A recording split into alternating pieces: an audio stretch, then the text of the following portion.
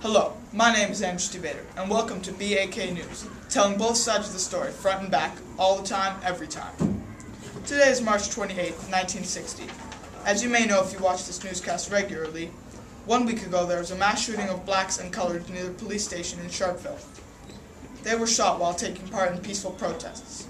A large crowd of 5,000 to 7,000 people had reportedly gathered at the local police station, turning themselves in for not carrying their passports.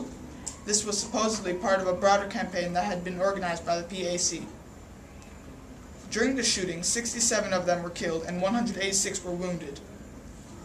As we speak, there are protests, demonstrations, strikes, and riots all across the country because people are angry because of this massacre.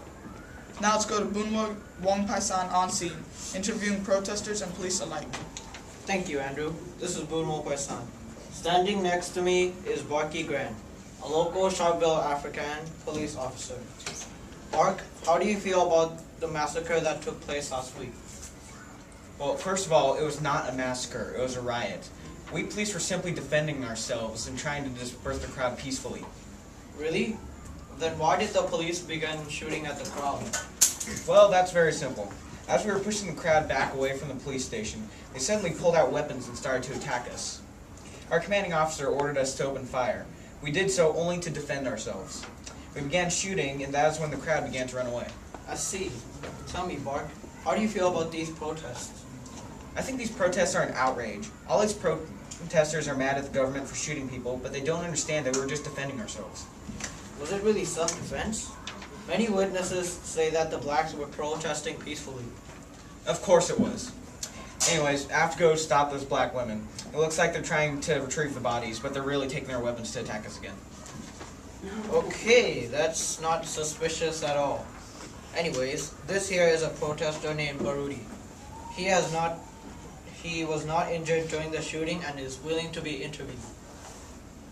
Thank you for interviewing me. I really appreciate it. So why were you and your people protesting? Well, we were protesting because we were tired of having to carry around book passes. We left all our passes at home and went up to the police station to turn ourselves in. Because there are so many of us, they wouldn't be able to throw us all in jail. Very clever. Did you all actually draw weapons? Never! Those police are liars, and because of them my daughter was killed. I sent a message to Dr. Verwood. Your time is coming, and that time is soon. So what happened when the police started shooting?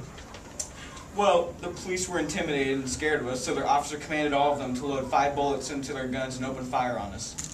Thank you, Barudi. Well, there you have it, folks. 2 sides, 2 stories. Which will you choose? Back to Andrew. Thank you for that information, Boone. Tune in next week for more information about the situation here in South Africa. This has been a BAK broadcast, telling both sides of the story, front and back, all the time, every time.